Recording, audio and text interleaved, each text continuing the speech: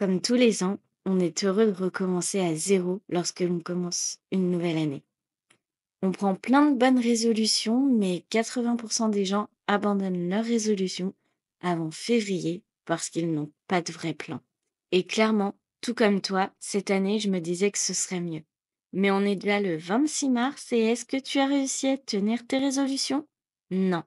Alors moi, c'est Anitka et je te partage plein de conseils de développement personnel pour que tu réalises enfin ta vie de rêve. Et on va utiliser ensemble les 41 semaines restantes en 2025 pour créer la base solide de cette vie.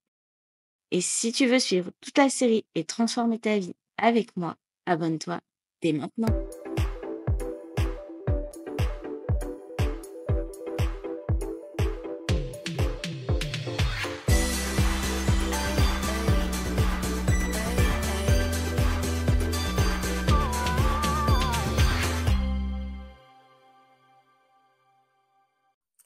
Hello Glow Girl, j'espère que tu vas bien et que tu es prête à rayonner aujourd'hui et bienvenue dans ce tout nouveau concept de vidéo, une série de 41 nouvelles résolutions à prendre pour accéder à notre vie de rêve en 2026. Si tu veux que ce soit ton année, alors tout commence aujourd'hui. Cette fois, on va faire les choses bien et aujourd'hui, je vais t'expliquer comment fixer des objectifs qui vont réellement changer ta vie. Pas de rêves vagues, que des choses concrètes et des objectifs concrets.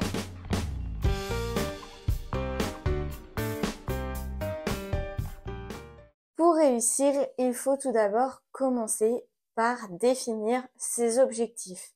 Et pour ça, il y a 3 catégories à définir. Le court, moyen et long terme. Le court terme, c'est tout simplement la période entre maintenant et dans 3 mois. Donc si vous regardez la vidéo à sa sortie, la deadline du coup, c'est pour juin 2025, quasiment juillet. Ensuite, on va avoir le moyen terme. Le moyen terme, c'est donc entre 3 mois et 1 an. C'est assez large. Donc là, si vous regardez encore une fois la vidéo à sa sortie, on est sur juillet, fin juin, juillet, jusqu'à du coup fin mars, début avril de 2026.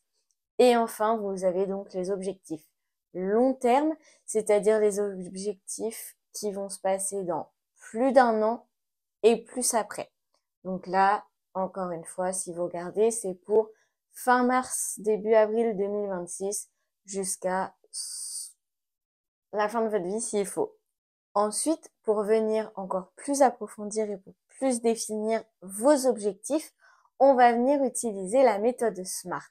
Donc, je vous mets du coup ce que veut dire SMART. Donc, le S pour spécifique, le M pour mesurable, le A pour atteignable, le R pour réaliste et du coup le T pour temporel. Donc, c'est-à-dire que spécifique, ça doit être quelque chose de clair et précis.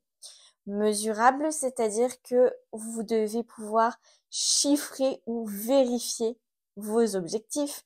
Atteignable, ça doit être réaliste mais ambitieux parce que ça sert à rien d'avoir des objectifs si vos objectifs sont pas ambitieux. Ça doit être réaliste, c'est-à-dire que ça doit être adapté à votre situation, à votre vie. Et enfin, ça doit être temporel, c'est-à-dire que vous devez venir définir une date limite. Donc, je vais vous détailler un peu plus tout ça encore. Spécifique, ça doit être un bon objectif qui doit être précis et détaillé. Ça ne doit pas être vague du tout. C'est-à-dire que, par exemple, vous pouvez pas dire juste « je veux être en forme ». C'est un très bon objectif, mais il n'est pas bien du tout dans sa forme. C'est-à-dire que si vous voulez, ça peut être « je veux courir 5 km sans m'arrêter ». Ça, c'est un bon objectif. Il est clair, il est précis. Pour pouvoir savoir si c'est clair et précis, je vous donne quelques petites astuces. Vous devez vous poser plusieurs petites questions. Déjà, la première, c'est qu'est-ce que je veux vraiment atteindre? Ensuite, vous devez vous demander pourquoi est-ce important? Qui est concerné, où cela va se dérouler et enfin, quels sont les obstacles possibles.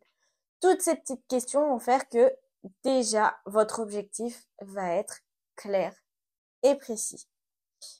Ensuite, pour mesurable, si tu ne peux pas mesurer ton progrès, alors clairement tu ne sauras jamais si tu es sur la bonne voie.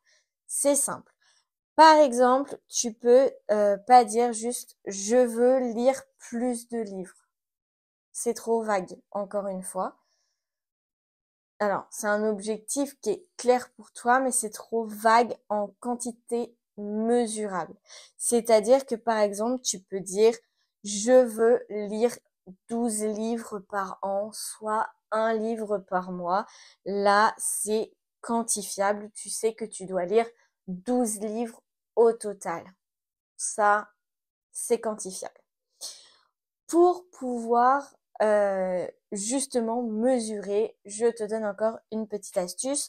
Ajoute des chiffres et des indicateurs très précis dans tes objectifs pour pouvoir suivre ton avancement. Surtout par exemple si c'est financier, là ça va peut-être être plus clair pour toi. Ne dis pas juste par exemple que tu veux mettre de l'argent de côté, mets-toi un chiffre que tu veux mettre de côté. Comme ça, c'est quantifiable et tu sais où tu en es et où tu en es sur ton objectif pour voir si tu as bien évolué ou pas justement. Ensuite, l'atteignable. Alors ça, c'est simple. Il faut trouver le bon équilibre entre ambition et réalisme. Il faut que ce soit pas trop un objectif facile parce que si c'est trop facile, tu vas pas être motivé à le réaliser parce que c'est trop facile. Donc tu sais que tu vas y arriver mais presque sans effort.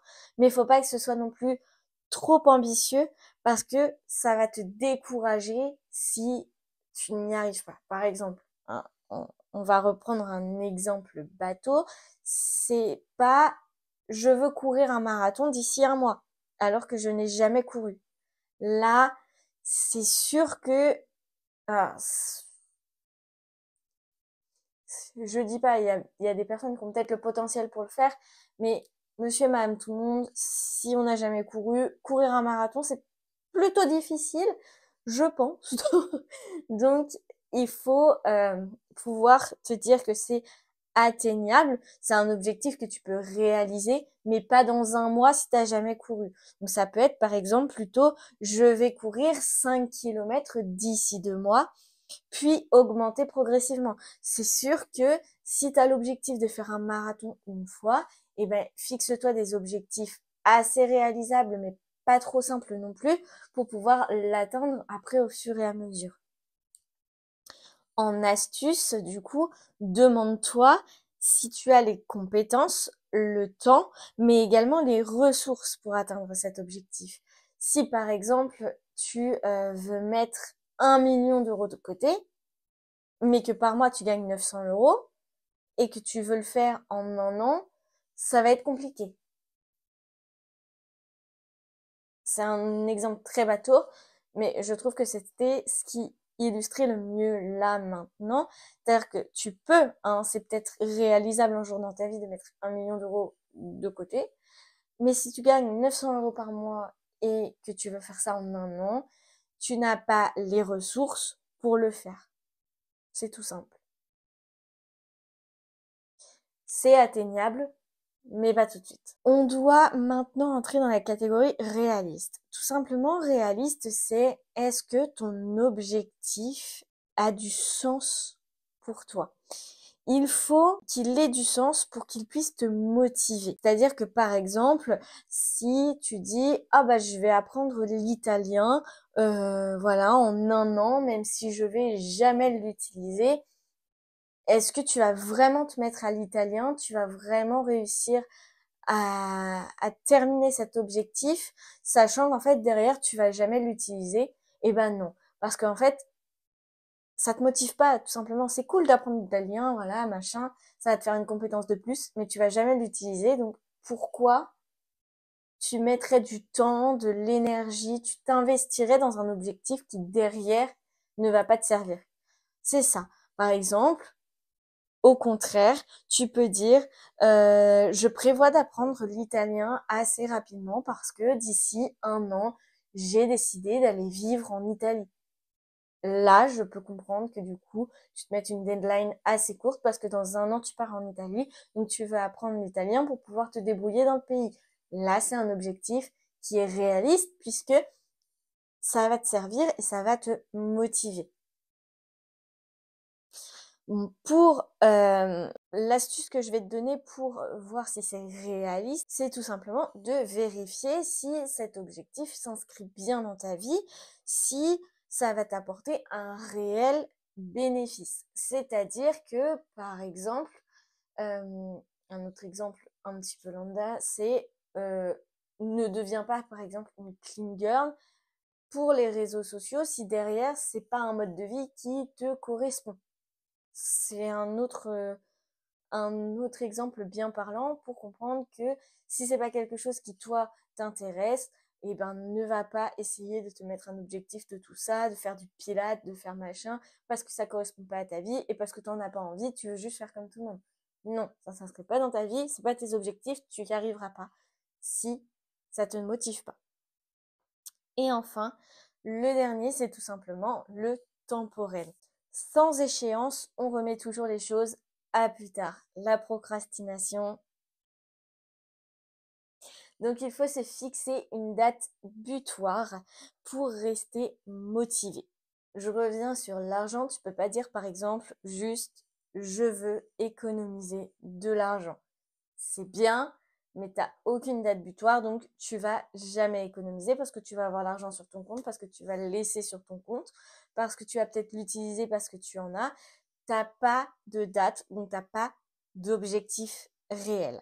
Par contre, tu peux dire, je vais économiser 3000 euros d'ici décembre en mettant 250 euros de côté par mois.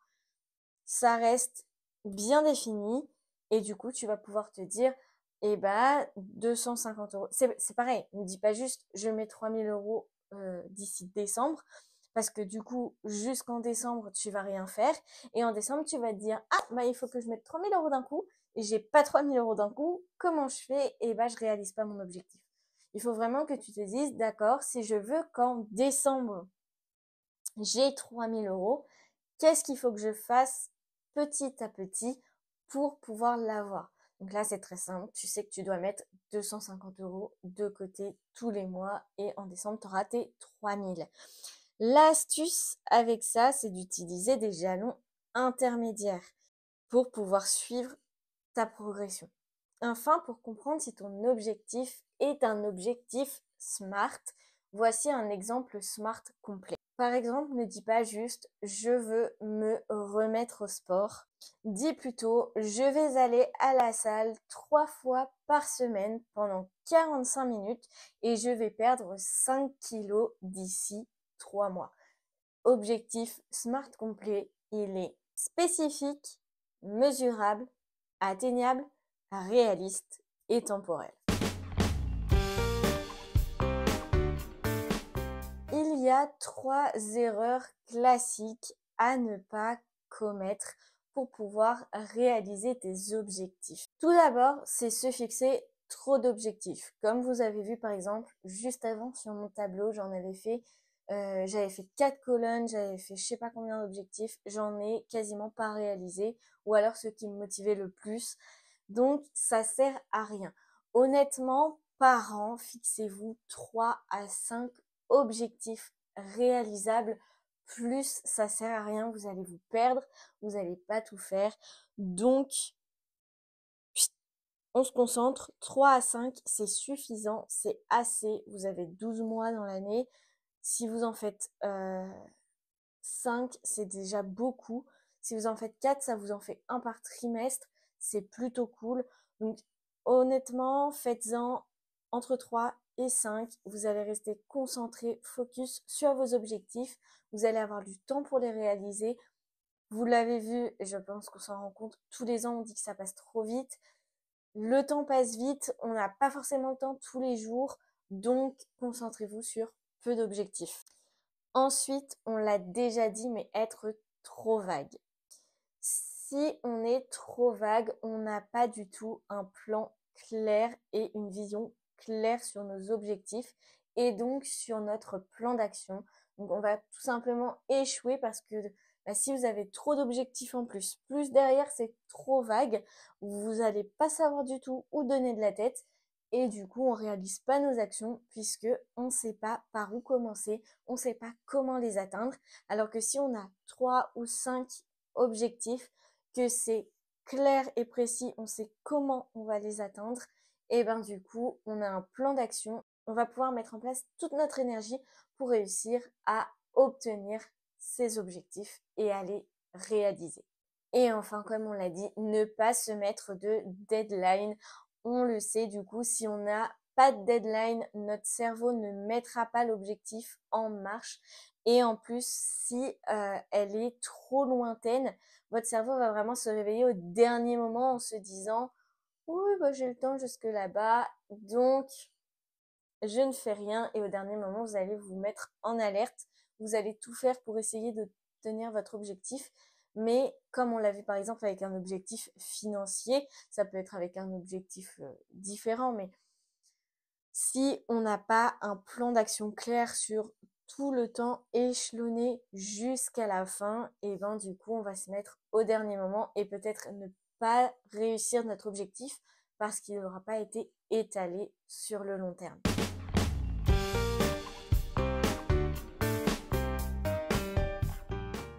Sache qu'il faut écrire tes objectifs. Fais comme moi, tu peux l'écrire sur un tableau, tu peux l'écrire dans un carnet, mais les écrire, ce n'est pas suffisant. Il faut également les visualiser et les visualiser régulièrement. Chaque jour, par exemple, ou si c'est pas chaque jour parce que vous n'avez pas le temps chaque jour, faites-le au moins chaque semaine pour bien les garder en tête et bien avoir votre plan d'action en tête. Il faut également se créer des micro-habitudes pour venir mettre en place nos objectifs. Si par exemple tu comptes lire 20 livres en un an, eh ben, sache que tu peux commencer par venir lire 5 minutes par jour. Ça va vraiment être une micro-habitude que tu vas pouvoir venir mettre en place et qui au fur et à mesure va venir augmenter ta capacité à lire plus vite, va venir créer cette habitude de lire et du coup va être plus facile pour toi après d'atteindre ton objectif de 20 livres par an. Et pour finir, surtout, tiens-toi responsable.